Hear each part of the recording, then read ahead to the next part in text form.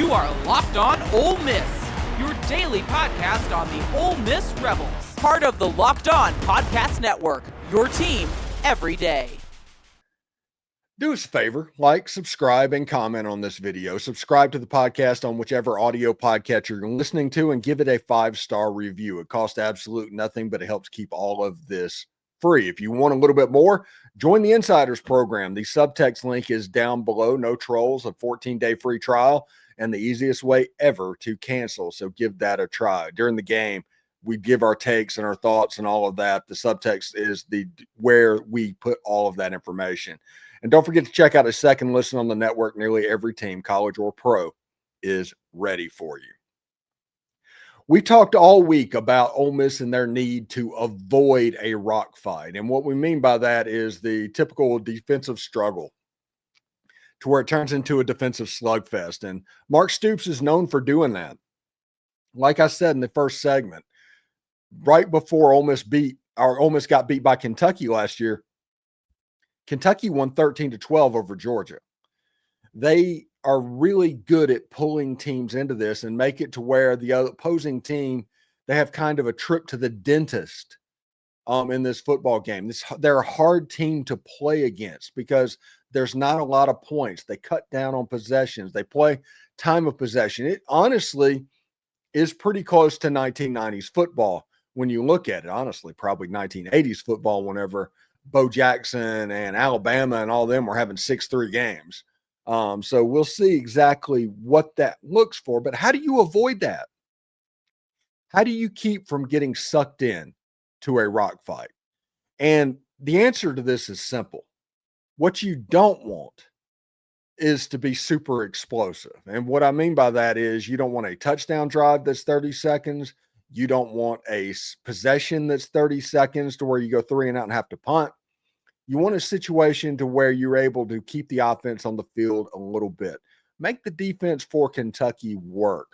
Make them kind of get tied up in knots, because if they're having to work, that means they're not being as successful as they could be. Use the quick passing game. Hit the tight ends. Hit the running backs.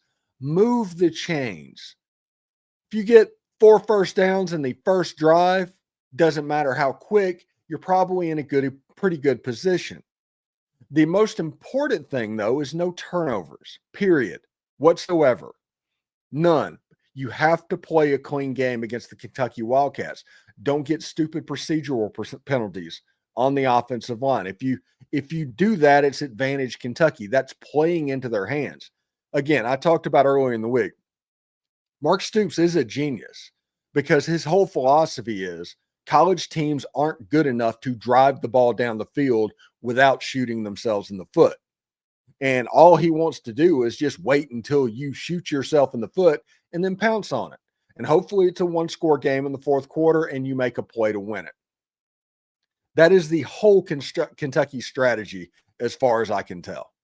This isn't the 2019 or 2019 season when they were winning 10 games. All of the things that got Mark Stoops, all of the accolades that he has. This is Iowa 2.0 football. They're going to play defense. They're going to kick the ball. They're going to punt the ball. They're not going to try long field goals. We talked with Vinny Hardy and Lance Daw yesterday. They're talking about the kicker can kick a 60-yard field goal. And I was like, well, why didn't you do that? And he said that would be stupid because if he misses it, you get the ball where the ball is kicked. And all of a sudden the other team has a short field. These two coaches are the antithesis of each other from their views on analytics to what they do speed-wise on the field. They are going to try and take care of the game in their own way. Lane Kiffin needs to start slow to go fast. He needs to start short to go long. He needs to handle the phone booth game that this is inevitably going to be in the first quarter to get to the point where basketball on grass is happening. All of that is important for this game. That is how you prevent a rock fight. At the beginning, first quarter, I would take the under and whatever score they're predicting in the first quarter. It's going to look like a rock fight at first, but just like the Georgia State game, it goes 2 yards to 4 yards to 8 yards, and eventually you bust one. And if you avoid giving up explosive plays in the run game to Kentucky, I'm having trouble figuring out where they're going to move the ball. Zach Calzada threw for 60 yards against the Toledo Rockets. Now, Toledo is a fine program. They beat the heck out of Mississippi State just last year. But 60 yards in a home opener, that makes you wonder a little bit. Now, one player that is going to be super key in this game, and I am curious to see exactly what happened, is the running back Kewan Lacy.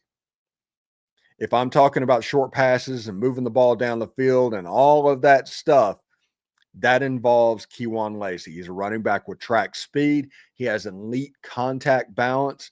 He is going to be able to make something out of nothing, which is important when going against this Kentucky team. Now, one thing that's kind of important for Austin Simmons in his first start, the secondary is the strength of this defense right now. They have good players along their front seven, but the secondary is the strength of this team. They want you to throw the ball downfield. They're going to sit and wait for it. Now, they do not have the two NFLers that they had a year ago against Ole Miss. And Ole Miss has a little bit better running game. Honestly, they have a little bit better offensive line.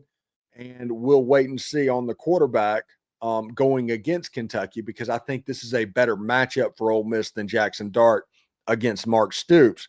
But when you look at all that, they have a chance to be pretty good. And the signs point, all the signs are pointing to Ole Miss winning this game going away. But it is okay to be nervous about this game after what happened a year ago. This game literally cost Ole Miss the playoffs. Ole Miss would have been playing in Ohio Stadium or somewhere in the playoffs if they would have beaten Kentucky last year. And this game could go one or two ways, honestly. Either Ole Miss is going to be completely locked in, which I think they are, completely locked in and just completely steamroll Kentucky, or the pressure is going to get to them. If the game is a one-score game in the second half, how mentally tough is this Ole Miss team? All of these things are going to get answered in this football game. Ole Miss has the better football team. If both teams play their best, Ole Miss is going to win this game going away. What Kentucky needs to do is to mess this up for you, for it not to look pretty, and bring you down to their level and beat you with experience. So we'll see exactly how that goes. Anyway, coming on our final segment, it's prediction time. I will pick how the Ole Miss Kentucky game plays out, plus give you a few prop bets in this game to keep an eye on over the weekend. All the predictions, all the angles coming up right after the break. So thank you for making the Locked On Ole Miss podcast your go-to source for Ole Miss sports. We pride ourselves on offering the most comprehensive perspectives, which is why we're the front door of Ole Miss. Check us out on Google. Just Google Ole Miss podcast and see how many of us come up. We're about 80% of that page, so don't forget to subscribe, like, and comment. It helps the show, and it is completely free. Your support means the world to us. In another big moment for Locked On college football fans, Locked On and Fire TV presents College Football Kickoff, your ultimate college football weekly preview. Drake Toll of Locked On Big 12 leads the conversation, along two-time AP Coach of the Year, Gary Patterson, former college star Jesse Holley, and Locked On's local experts.